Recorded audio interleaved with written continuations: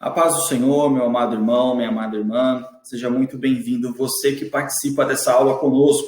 Eu sou o presbítero Jonathan Morelli, estou representando a congregação do Jardim Boa Vista, que é dirigida pelo pastor Paulo da Cruz. Somos a Assembleia de Deus Ministério do Belém e estamos dentro do setor 34 Pinheiros, que é dirigida pelo pastor Paulo Moraes. Nesta oportunidade, nós vamos discorrer sobre as lições bíblicas do segundo trimestre de 2021, dons espirituais e ministeriais. A lição de hoje é a lição de número 4, dons de poder. Se você ainda não viu as demais aulas, se você ainda não assistiu às outras aulas, volte no nosso canal aqui da Congregação do Jardim Boa Vista e assista. E aí você pode se aprofundar, aprender mais, discorrer mais sobre a palavra de Deus e sobre essas lições. Na lição de hoje, o textuário está em 1 Coríntios, capítulo 2, o versículo 4 e 5, e diz o seguinte: a minha palavra e a minha pregação não consistiram em palavras persuasivas de sabedoria humana, mas em demonstração do Espírito e de poder, para que a vossa fé não se apoiasse em sabedoria dos homens, mas no poder de Deus. 1 Coríntios, capítulo 2, versículo 4 e 5. A verdade prática diz o seguinte: os dons de poder são capacitações especiais em situações que demandam a ação sobrenatural do Espírito Santo na vida do crente. A nossa leitura bíblica em classe está em 1 Coríntios, capítulo 12, mas nós vamos ler o versículo 4 e depois nós vamos ler do versículo 9 até o 11. Então, 1 Coríntios, capítulo 12, vamos fazer a leitura do versículo 4 e depois vamos para o versículo 9 em diante. A palavra de Deus diz o seguinte: ora, há diversidade de dons, mas o Espírito é o mesmo. Agora o versículo 9. E há outro, pelo mesmo Espírito, a fé. E há outro, pelo mesmo Espírito, os dons de curar. E há outro, a operação de maravilhas. E há outro, a profecia. E há outro, o dom de discernir os espíritos. E há outro, a variedade de línguas. E há outro, a interpretação das línguas. Mas um só e o mesmo Espírito opera todas essas coisas, repartindo particularmente a cada um como quer. Glórias a Deus. A lição de hoje, meus irmãos, ela tem por objetivo geral examinar os dons de poder. Dentro de cada tópico, nós temos algumas ações e subdivisões, objetivos que nós precisamos tratar. No tópico 1, definir o que significa o dom da fé. No tópico 2, evidenciar biblicamente os dons de curar. No tópico 3, discorrer a respeito do dom de maravilhas. Amém. Meus irmãos, nós já discorremos isso, já tratamos em aulas anteriores, e nós sabemos que da forma como nós vamos estudar os dons espirituais, os ministeriais, os dons de serviço, é apenas um modo de classificação dos dons no qual o Espírito Santo oferece e deixa disponível para a igreja do Senhor, a fim de que ela possa crescer e se desenvolver a cada dia. Dentro dessa divisão sistemática, mais uma vez, é uma divisão para simplificar a compreensão da palavra de Deus, para que todos possam compreender. Dentro dessa divisão de 1 Coríntios capítulo 12, que lá nós temos uma visão dos 9 dons, uma subdivisão, o apóstolo Paulo coloca uma divisão de 9 dons espirituais, nós classificamos em 3 divisões. Então, nós classificamos os dons de revelação, que é o que nós estudamos na última aula, os dons de poder, que é o que nós vamos estudar hoje, e os dons de elocução. Dentro dos dons de poder, que é o que nós vamos tratar hoje, nós temos a fé, os dons de curar e os dons de maravilhas ou milagres. Quando falamos de poder, precisamos entender uma coisa. Poder, aqui, dunamis, a palavra que nós vemos no grego, que é uma raiz, a origem ali de dinamite, justamente o poder, a capacidade de mudar uma característica, é justamente essa relação já da palavra com o seu significado. Poder, ele está sempre atrelado a algo ou a uma pessoa. No sentido bíblico, poder está atrelado a uma pessoa. Que pessoa? Não é o homem, mas sim Deus, o Espírito Santo. E o poder, como nós lemos aqui em 1 Coríntios, capítulo 2, versículo 4 e 5, e o poder, que é o Espírito Santo, este poder, ele está disponível para a igreja, ele está aberto para a igreja, para que a igreja não venha realizar a sua obra dentro de uma questão apenas prática, de uma prática humana ou de uma sabedoria apenas teórica, mas que o seu desenvolvimento, a sua aplicação cotidiana seja totalmente pautada pelo poder do Espírito Santo. O apóstolo Paulo, mais uma vez, como nós lemos no textual, ele deixa isso claro. A palavra que ele levou para a igreja de Corinto não foi uma palavra dentro da sua sabedoria, seu conhecimento teórico, mas uma palavra que vinha diretamente do Espírito Santo com o poder do Espírito, ou seja, era algo que vinha com sinais, era algo que vinha não só o teórico, não vinha algo que só vinha apenas o seu conhecimento, mas vinha algo com poder, algo que vinha do Espírito, com outros sinais, não somente resumido ali na questão teórica. E falando dessa questão, por que a gente fala, por que o Espírito Santo, então, ele permitiu, deu a Paulo para que ele viesse a ministrar a igreja de Corinto com poder? Por que nós falamos de poder? Por que nós estamos tratando de poder? O conceito de poder, ele é justamente a questão da capacidade de mudar, como falei há pouco. A origem da palavra dinamite é mudar a característica de algo, mudar algo, poder, força.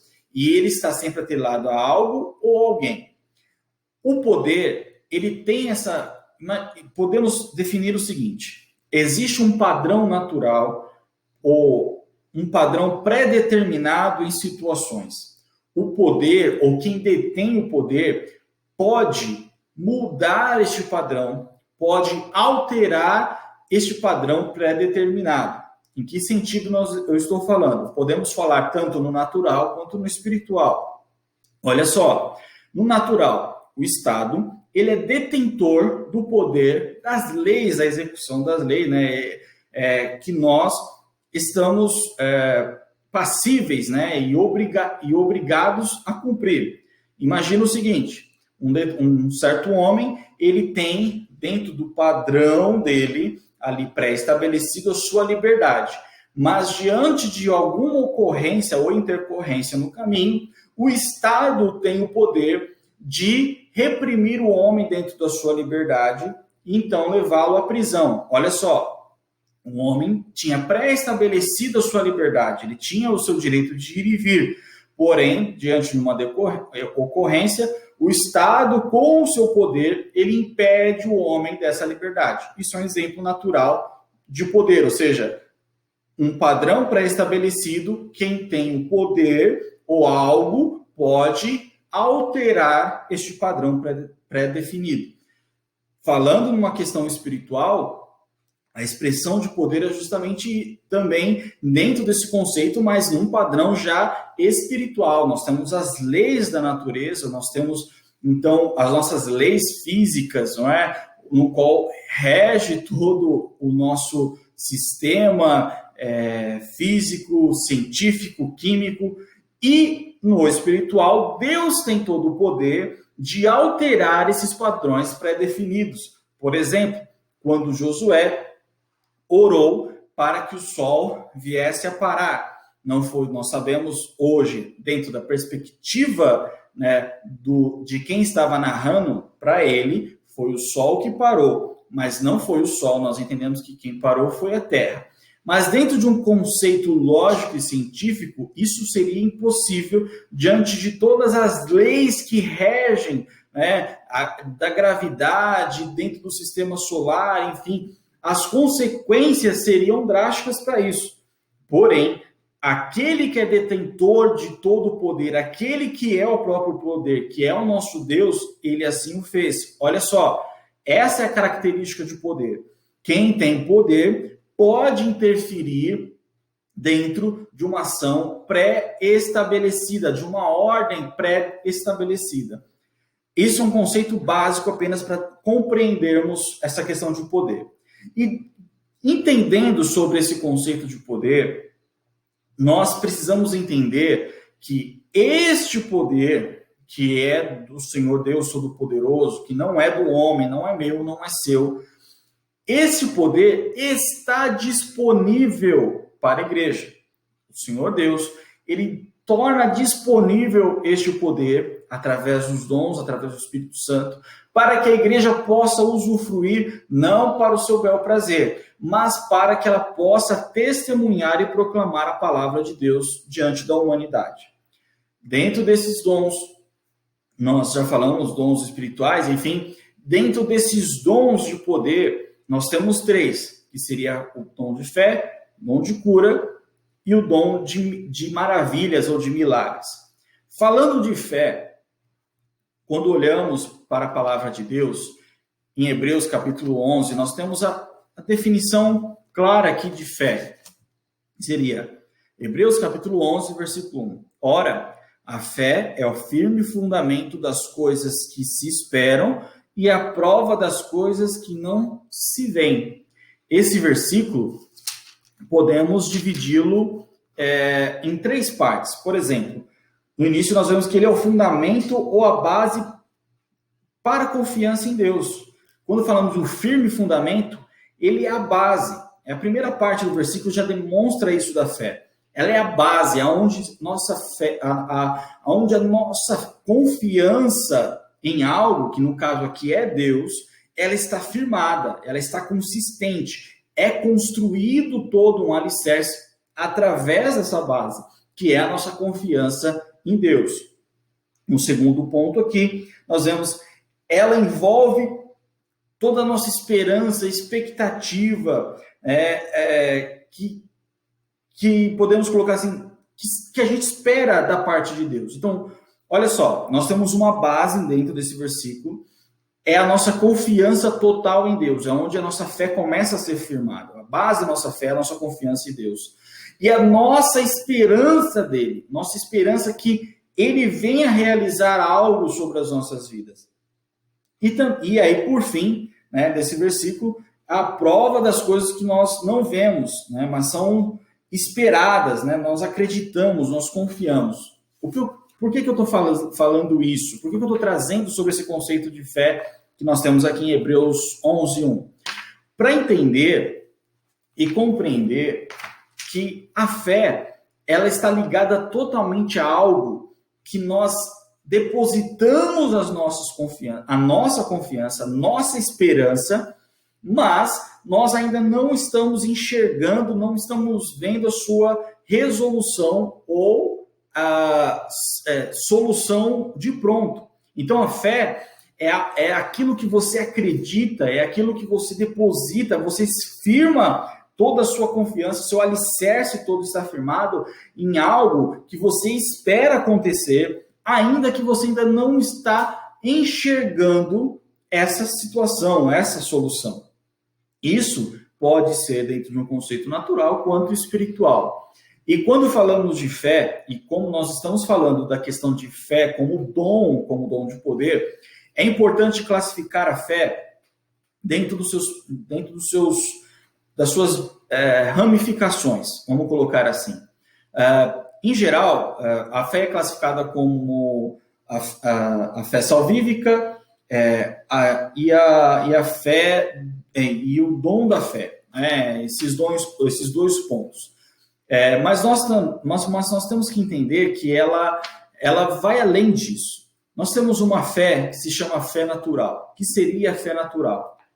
É a fé no qual todo ser humano dispõe, que é acreditar, confiar que algo vai acontecer por algo que ele espera. Um exemplo, um ponto de ônibus. Quando uma pessoa está num ponto de ônibus, ainda que ela não está enxergando o ônibus, que o ônibus ainda não está chegando, ela acredita que aquele ônibus vai passar naquele ponto. Isso é uma fé natural. Ela acredita, ela está esperando ali mesmo sem ver. Um outro exemplo é quando uma pessoa toma um remédio específico, né? Vamos supor para uma dor de cabeça. A pessoa, ela deposita confiança, ela acredita que aquele remédio, ela não olha laboratório, ela não vai olhar composição química, ela não vai questionar, não, ela vai tomar porque ela acredita que aquele remédio possui todas as substâncias químicas necessárias para agir no seu corpo e assim minimizar a dor, ou enfim, acabar com a dor que ela está sentindo. Ou seja, eu só estou fazendo uma distinção. Isso seria uma fé natural. Nós temos também, e aí isso é uma fé natural, e aí nós temos depois a fé, sim, salvífica, né? E aí nós podemos lá na palavra de Deus em Efésios, né? Vamos aqui em Efésios, capítulo 2. Efésios, capítulo 2. Efésios, capítulo 2, versículo 8. E diz o seguinte: porque pela graça sois salvos, por meio da fé. E isso não vem de vós, é dom de Deus. Então, mediante a nossa fé, nossa confiança em Deus, nós recebemos a salvação, nós recebemos de Deus. Essa é a fé salvífica. Além dela, nós temos também a fé na palavra de Deus, ou seja, a fé da perseverança na doutrina, onde nós continuamos na doutrina. Então, olha só, não é só a fé salvífica dentro do caminhar espiritual, dentro do caminhar de retidão ao Senhor, nós não temos, olha só, já falei da fé natural, nós temos a fé salvífica, que é algo que vem de Deus. Porém, nós temos um outro discorrer, né, uma abrangência um pouco maior. Seria a fé na doutrina, na palavra de Deus. O apóstolo Paulo, lá em 2 Coríntios, capítulo 13, versículo 5, ele diz o seguinte: examinai-vos a vós mesmos se permaneceis na fé, provai-vos a vós mesmos, ou não sabeis quanto a vós mesmos que Jesus Cristo está em vós, se não é que já estáis reprovados. O apóstolo Paulo aqui está falando bem no conceito de doutrina, no conceito de prova. Avalie-se diante da palavra, diante dos ensinos de Jesus Cristo, daquilo que foi lhe ensinado, se você realmente está provado ou não. E isso mediante a fé. Ou seja, acreditar. Eu acredito ainda na palavra, eu acredito naquilo que é ensinado, porque aqui tem uma grande diferença. A pessoa, às vezes, ela acredita em Jesus Cristo, ela recebe, mas ela duvida, infelizmente, das escrituras, de ensinos, e isso é um problema, é algo que a pessoa precisa se examinar. Então, nós temos esse conceito também, não vou ficar me delongando aqui. Outro também é a fé, que é o fruto, faz parte do fruto do Espírito, como nós vemos em Gálatas, capítulo 5, lá no versículo 22. Ou seja, a fé que é desenvolvida em nós através do Espírito Santo. Olha só, todas essas fé, esse modelo de fé, nessas classificações que eu citei aqui, eles são, na verdade, o que eu estou trazendo faz parte, quando falamos, é a fé como um todo, porém, existe divisões. Olha só, nós falamos de uma fé natural, falamos de uma fé salvífica, nós falamos de uma fé na doutrina, na palavra, naquilo que nós acreditamos, a fé que é desenvolvida pelo Espírito Santo em nós, como fruto do Espírito, mas o que nós estamos tratando hoje é a fé como dom de poder. E quando nós falamos dessa fé, o que seria essa fé? Essa fé é a capacidade de acreditarmos e de se realizar o extraordinário. Então, assim, lembra que eu falei, o poder é aquilo que tem a capacidade, quem ou aquilo tem a capacidade de transformar, de mudar uma lei ou algo pré-estabelecido. Então, presta atenção. A fé, o dom da fé, ele tem a capacidade de mudar de forma extraordinária tais situações. Ao longo da Bíblia, nós vemos isso. Nós vemos lá o profeta Elias. O profeta Elias, em 1 Reis, capítulo 18, lá no versículo 22 em diante, nós vemos que o profeta Elias, quando ele desafia os profetas de Baal, ele já tinha previamente estabelecido se realmente ia acontecer algo ou não? Não. Ele sabia, né, dentro da direção de Deus, o que ele deveria fazer. E quando ele ora e o fogo cai do céu, olha só, fogo cai de forma natural do céu? Não. É algo extraordinário, é algo que foge do padrão. E isso nós vemos que foi totalmente mediante a fé. Ele acreditou, ele sabia que ia acontecer e aconteceu. É algo que vem de Deus, não é algo que é nosso. É algo que Deus coloca em nossas vidas, em nosso coração, diante de situações. Importante que o dom, mais uma vez, não é um botão de liga e desliga. A fé, qualquer tipo de dom, ele é realizado e ele é executado. Nós somos apenas ferramentas do Senhor para executar estes dons na igreja, diante da necessidade da igreja, diante de um momento, diante de uma situação. Outro exemplo que nós podemos ver é o apóstolo Paulo. Lá em Atos, capítulo 27, nós vemos que diante de todas as intercorrências na viagem, o apóstolo Paulo estava sendo enviado para Roma para ser julgado, e olha só, começa a ter toda uma intercorrência na viagem, e Deus não fala para o apóstolo Paulo que todo mundo seria livrado, não, mas olha só, se você voltar lá no texto, lá vai estar lá em Atos capítulo 27, versículo 23 em diante, você vai ver que o apóstolo Paulo diz, olha, o anjo do Senhor, quando falou a mim que importava que eu me encontrasse com César, olha só, o apóstolo Paulo, o anjo trouxe uma mensagem para ele, falando que ele deveria se encontrar com César, que isso aconteceria. Logo, o apóstolo Paulo compreende que nada iria acontecer com aquela embarcação ou com aqueles que estivessem nele. E então eles poderiam, e ele chegaria ao destino final. Olha só, mediante uma mensagem, o apóstolo Paulo crê e acredita, ele emprega essa fé de algo extraordinário, de algo que tudo dizia que não, mas ali, diante daquilo que Deus trouxe para ele uma mensagem, ele acreditava que todos não passariam por mal algum, porque ele deveria cumprir aquilo que Deus previamente estabeleceu. Olha só como que é a questão da fé, da ação da fé. Outro ponto também prosseguindo nos textos, já em Atos 28, nós vemos que quando a víbora morde o apóstolo Paulo, lá ele está mexendo no fogo, a víbora morde, ele apenas sacode e a víbora vai embora. E todos ficam pasmos, esperando ele morrer e nada acontece. O apóstolo Paulo não foi cuidar da ferida, não foi nada. Mas por que isso? Porque ele acreditava e sabia naquilo que foi dito para ele, a palavra do Senhor que foi dita para ele. Essa é a questão da fé. Esse é o dom da fé. É algo extraordinário diante de determinadas situações. Isso é o que o apóstolo Paulo faz. A fé, então, como dom, ela sai deste padrão natural, ela sai deste padrão salvífico de convicções também nossa, para uma convicção totalmente sobrenatural para a realização de algo sobrenatural nas nossas vidas e naqueles que estão à nossa volta. Ponto importante, a fé, o dom da fé, ele não é algo sempre de imediato, ele é algo que vai acontecer. É a crença em algo que ainda você não viu de pronto, você não está enxergando, mas você sabe que vai acontecer, porque você tem aquela convicção que vem do próprio Deus sobre a sua vida. Essa é uma diferença. E quando falamos de fé, é até importante trazer alguns pontos aqui para esclarecer.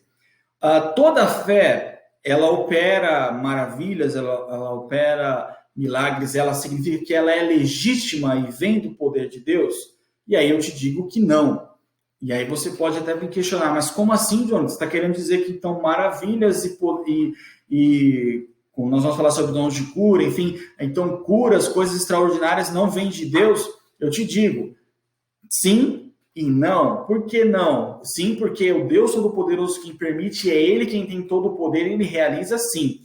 Mas por que não? Porque ao longo da Bíblia, nós vemos, primeiro lá em Deuteronômio 13, Deuteronômio 18, nós vemos já o Senhor Deus falando ao povo de Israel sobre os falsos profetas, sobre que há momentos que Ele permite determinadas situações, mas também nós vemos ao longo da Bíblia que o diabo, os seus anjos, eles também têm poder e eles também podem realizar determinadas situações, algumas coisas. E não é porque a pessoa, às vezes ela tem fé e ela acredita, mas ela está totalmente fora da palavra, ou ela está acreditando, ela está depositando a fé dela, que seja numa estátua, que seja num ídolo, e de repente algo acontece que aquela ação, ela foi de Deus, e não é.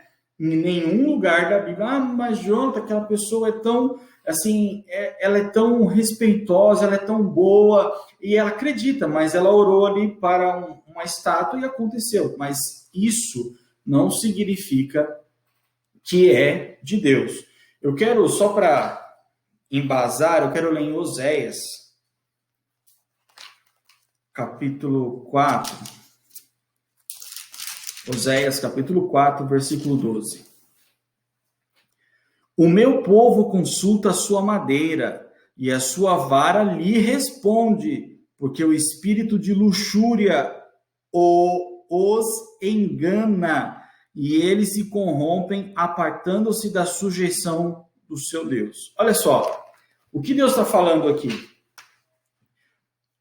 Olha, o povo, diante das suas estátuas de madeira, roga a eles, pede a eles, e acontece. Alguma coisa acontece. Respostas vêm, né, situações, né, se revelam, só que isso é um espírito de engano. Então, é uma obra maligna que se realiza. E isso, às vezes, isso é importante nós separarmos. A fé que vem de Deus é algo que é totalmente para a glória exclusiva de Deus, e assim a igreja possa ser edificada diante do testemunho daquilo que é proclamado o nome do Senhor. Mas é o nome do Senhor. Agora, algo que é para testificar ou algo para exaltar um ídolo ou exaltar uma pessoa, isso está totalmente fora da questão bíblica. Isso é engano, isso é espírito de engano, são obras malignas. Isso é importante destacar. E o cristão, o servo de Deus, não se deixar ser levado por isso. A palavra de Deus é a nossa base, a nossa sustentação para caminharmos diante do Senhor. Entendendo esse conceito de fé, um dos pontos dos dons de poder, nós temos também os dons de curar. E falando de dons de curar, eu quero ler aqui Salmos, livro de Salmos, capítulo Salmo 103, o versículo 3. É Ele que perdoa todas as tuas iniquidades e sara as tuas enfermidades. O nosso Deus, Ele cura. O nosso Deus, Ele realiza maravilhas, sim. Ele continua realizando. E isso é um dom que está disponível para a igreja. Ele continua a operar as curas. As curas estão disponíveis para a igreja do Senhor. E eu entendo que não existe uma necessidade aqui até de eu me aprofundar nessa parte sobre o que é dom de cura, porque isso é muito óbvio, né? Só que lembra, o dom de cura não é aquele dom de cura natural, não é algo assim que a pessoa simplesmente, nós estamos orando, a pessoa continua tomando os remédios e aí ela é curada. Isso é dom. Não, isso, observe, nós oramos para que o Deus Todo-Poderoso abençoasse a vida daquela pessoa, aquela pessoa fez o certo, que é se medicar, fazer aquele acompanhamento médico, cumprir realmente ali com o que é ordenado para o bem-estar, a sua saúde, e Deus abençoou e assim ela alcançou a saúde. Os dons de curar vai além disso, ele vai além dessa questão. O dom de cura é aquela que quando nós oramos, quando colocamos a mão, ou a pessoa ela é curada instantaneamente. No ato da oração, a pessoa já recebe a cura. No ato da oração, o milagre já acontece. E ali, é claro, e eu quero trazer essa observação, a pessoa orou sobre a sua vida, meu irmão, a pessoa colocou a mão sobre você, orou e disse que você recebeu a cura, não é falta de fé, mas prove os espíritos. Prove os espíritos. Vai e faça um exame médico. Antes de você abandonar qualquer tipo de medicação, antes de você parar com qualquer tipo de tratamento, prove os espíritos. Vai fazer seu exame médico. Vai ver se realmente aconteceu. Isso não é falta de fé, mas você está provando os espíritos. Isso é bíblico. Você precisa fazer isso. E se é algo de Deus, na hora que você fizer, na hora que você fizer os exames e der que você foi curada, então o nome do Senhor será glorificado sobre a sua vida, sobre a obra que Ele realizou diante de você. Esse é um conceito do dom de cura. É uma cura que é realizada instantaneamente, naquele momento, naquela situação. Orou e aconteceu. Orou e a pessoa foi curada. Ela se tornou, sarou, né, daquela enfermidade. Diferente, mais uma vez, de uma oração e um tratamento que continua. Porém, isso eu quero deixar bem claro. Se uma pessoa orou por você, se uma pessoa falou assim, não, você está curada, prove, meu irmão, prove, verifique. Não é falta de fé sua, pelo contrário, você está provando os espíritos. E sendo verdade, você vai ter provas para exaltar ainda mais o nome do Senhor diante da comunidade, diante daqueles que ouvem o seu testemunho. Resumindo, os dons de cura, mais uma vez, é algo sobrenatural, é algo que vai além, né, da naturalidade. Não é algo que vai acontecer ali, não. É algo que acontece de pronto.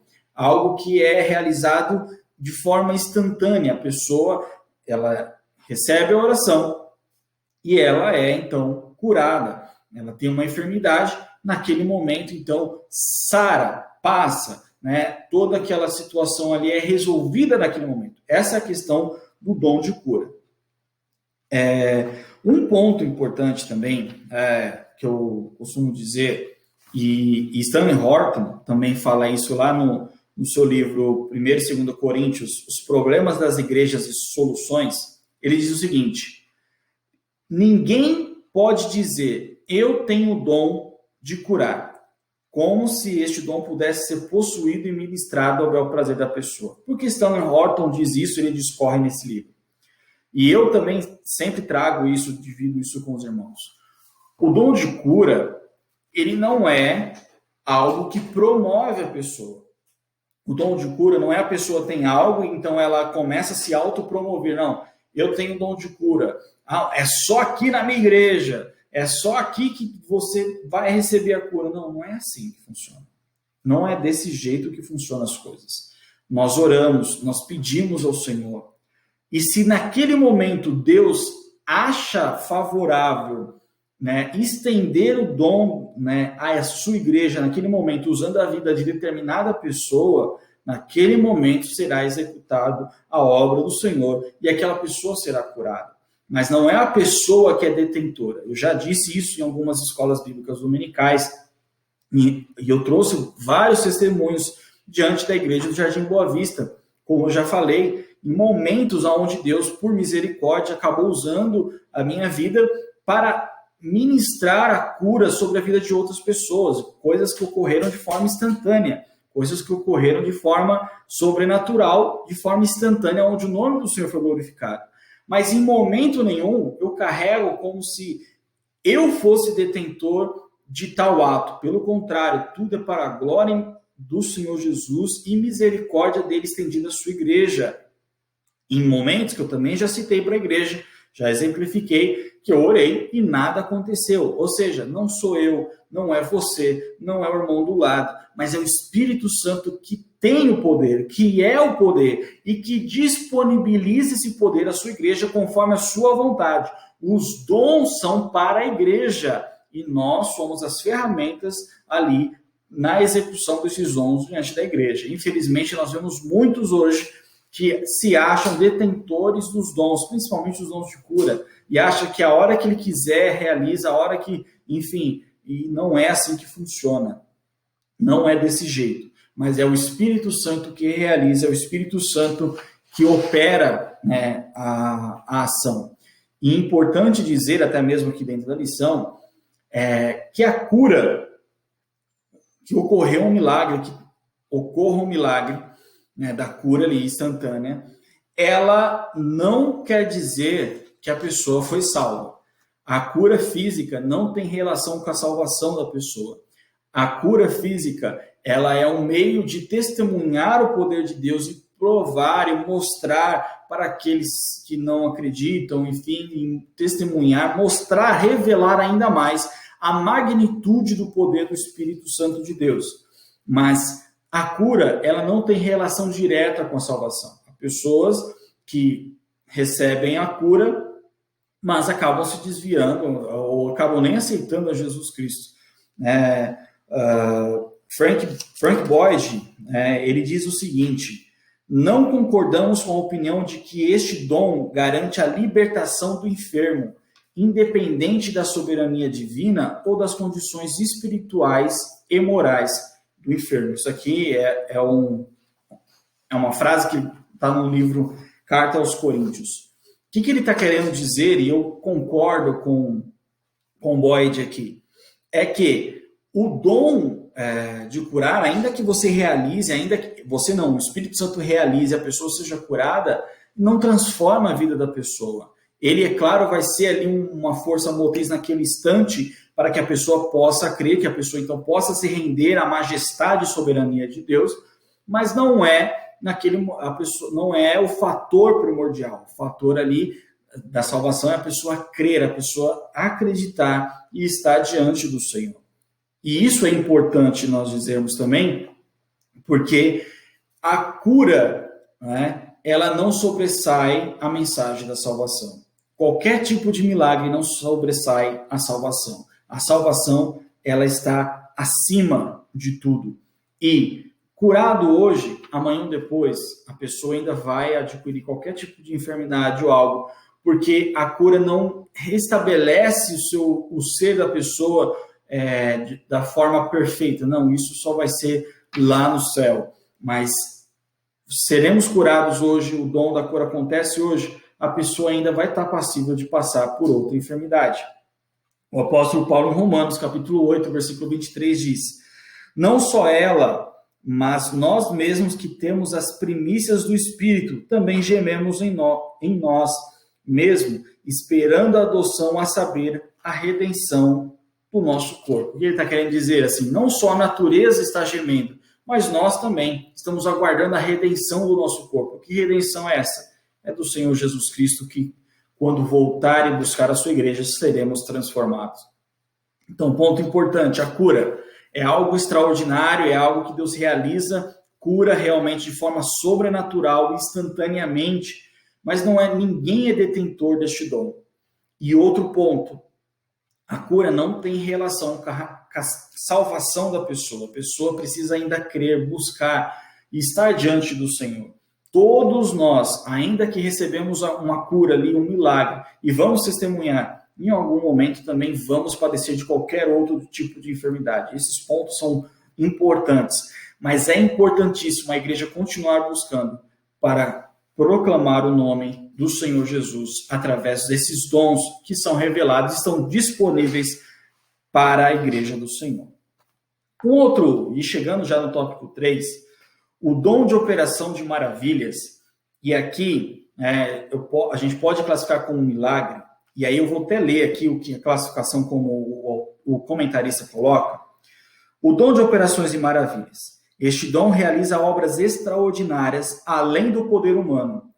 O dom de operação de maravilhas altera a ordem natural das coisas consideradas impossíveis e impensáveis. Qual que é a diferença do dom de maravilha para o dom da fé? O dom da fé é uma maravilha que vai acontecer, é uma ação extraordinária que vai acontecer, mas é algo que não aconteceu ainda. Vai acontecer. O dom de maravilha e de milagre, ele acontece ali no ato, é forma instantânea. Essa é a diferença de um para o outro. Não é? Então, existe uma diferença. A fé, como os dois exemplos que nós vemos, Elias lá no monte com os profetas de Baal, ele ainda não viu, mas ele já acreditava. E aí, quando vem o fogo na sua oração, Paulo não tinha visto ainda a solução ali, a salvação do barco, mas ele acreditava. Então, olha só, o dom da fé é algo que vai acontecer. O dom de maravilha é algo que acontece instantaneamente. Milagres, coisas impossíveis e extraordinárias podem acontecer e se realizam. Infelizmente, eu trago isso, nós vivemos num tempo onde o marketing dentro das igrejas parece que está aflorado e as pessoas querem usar determinadas ações, determinados milagres para dizer que é ele que tem o poder, era só ali que tem o poder. Em lugar nenhum nós vemos isso. O dom, o milagre, ele acontece não na vida da pessoa, mas para que o nome do Senhor acontece na vida da pessoa, do terceiro, mas não para a exaltação da pessoa, mas para que o nome do Senhor seja glorificado. Eu trago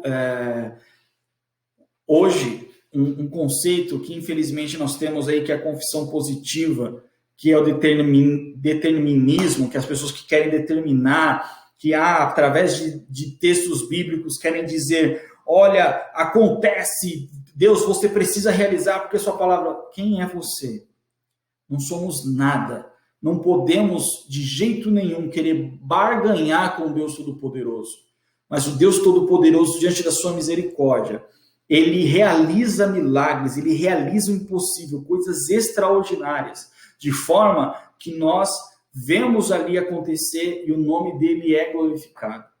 O nome dele é exaltado. A palavra de Deus diz para nós orarmos pelos enfermos, Tiago capítulo 5, versículo 4. O próprio Tiago lá também, versículo 14, desculpa. Em Tiago, capítulo, versículo seguinte, subsequentes, o versículo 16, diz que a oração do justo pode muito em seus efeitos. O Senhor Jesus, lá em Marcos, capítulo 16, versículo 18, diz que nós precisamos orar pelos enfermos, para que o milagre aconteça, para que as ações sobrenaturais venham a acontecer. Mas em nenhum momento é ensinado na palavra de Deus que somos nós que exigimos algo de Deus, que somos nós que impomos algo para Deus e ele precisa realizar de maneira nenhuma. O milagre e a ação sobrenatural acontece conforme a vontade de Deus, conforme Deus enxerga a necessidade na igreja. Nós pedimos, o nosso papel é clamar, é suplicar, e Deus assim faz pela sua misericórdia. Mas, infelizmente, eu digo, como eu disse há pouco, o marketing parece gospel, parece que tem se aflorado. E aí, eu digo isso até como uma das causas de nós não vermos tantos milagres mais e operações de maravilhas, justamente por conta disso. Porque a soberba do coração de muitos vem se aflorando de tal maneira que, ao realizar qualquer ação extraordinária, a pessoa quer tomar para si essa glória, a pessoa quer levar para si e quer ofuscar a mensagem de salvação ou quem realmente merece receber a glória, que é o próprio Senhor Jesus Cristo, e o seu nome ser glorificado. Infelizmente, meu irmão, nós temos essa prática, e eu peço a você, fuja de tal ação. Se você está vendo isso, fuja, pois não é o que a palavra de Deus diz. Conclusão: Deus pode conceder a seus servos o dom da fé, dons de curar e o de operação de milagres, mas sempre de acordo com a sua vontade e graça. Lembre-se de que os dons de poder contribuem para legitimar a pregação do evangelho. Infelizmente, há pessoas que querem utilizar essas dádivas para obterem lucros financeiros e enriquecimento pessoal. Isto envergonha o nome do Senhor Jesus e mancha a idoneidade da igreja na sociedade. Quem procede dessa forma está suscetível ao juízo de Deus. Meu irmão, medite na palavra de Deus. Cumpra aquilo que ele tem estabelecido e fuja dessas práticas. Espero você na próxima aula. Deus abençoe sua vida em nome de Jesus.